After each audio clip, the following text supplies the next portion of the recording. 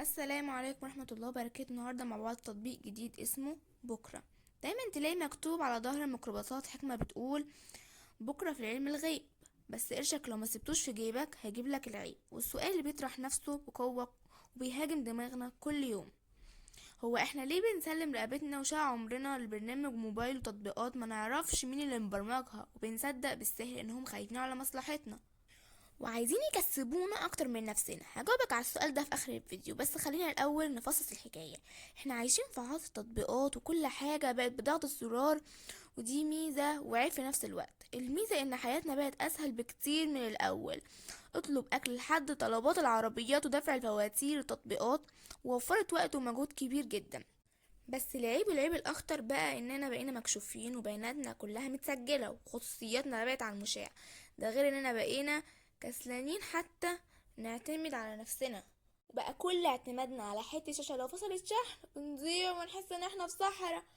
ومن وسط بحر التطبيقات دي طلع علينا تطبيق اسمه بكرة، تطبيق مالي مصري بيقولك ان هيخليك تستثمر فلوسك وتحوشها في اصول حقيقية زي الذهب والعقارات، متوافق مع الشريعة الاسلامية، ومبلغ عبيط تبدأ من 10 جنيه لحد 50 جنيه.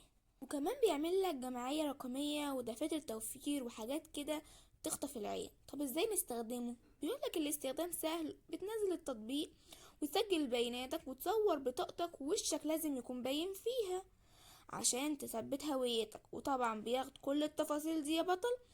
وبعدين تختار هدفك المالي وتشحن محفظتك وتبدأ. لحد هنا الكلام حلو، بس انا كواحد ما بمشيش ورا الكلام المعسول دخلت على جوجل بلاي ستور عشان اشوف اراء الناس الحقيقية. الأغلبية بتشكر في الفكرة وسهولة الاستخدام، بس لما اتعبست شوية في التعليقات السلبية هتلاقي كمان شكاوي من خدمة العملاء اللي ما بيردوش بسرعة، وشكاوي من تأخير في السحب الفلوس، والأهم بقى الشكاوي من مصاريف الخدمة العالية في بعض العمليات.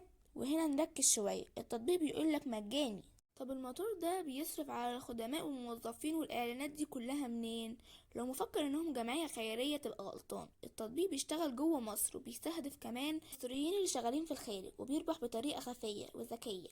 الذكاء بقى في كلمة مجاني دي زي كده انه بياخد نسبة من ارباح الاستثمارات دي كرسوم ادارة مخفية في النص. ده غير كمان الربح بين السعر البيع والشراء في الاصول زي الذهب، وممكن كمان رسوم مخفية على حساب مبكر. الاهم من ده كله بقى انه بياخد سيولة بملايين من الناس، بيشغلها وبيعمل منها ربح ضخم، بياخد هو حتة التورتة الكبيرة ويديك انت العقد اللي متفق عليه معاك.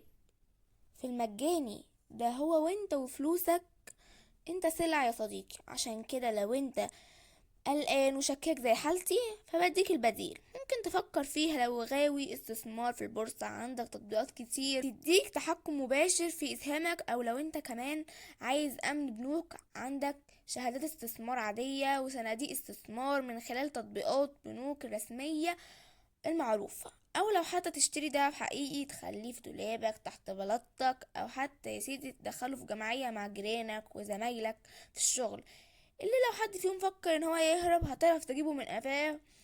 ونرجع بقى لسؤالنا اللي في البداية، احنا ليه بقى بنسلم فلوسنا للتطبيقات دي؟ الاجابة ببساطة هي الخوف.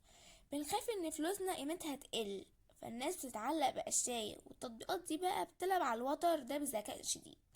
في النهاية انا مش بقولك ما تستخدمش التكنولوجيا، بس بقولك افتح عينك، اقرأ الشروط كويس والاحكام كويس قوي قبل ما تدوس موافق، وما تحطش فلوسك كلها في سلة واحدة. لو عجبك فكرتي وشايف انها نورت لمبة في دماغك، انزل دلوقتي اشترك في القناة واعمل لايك للفيديو وشاركني برأيك في التعليقات.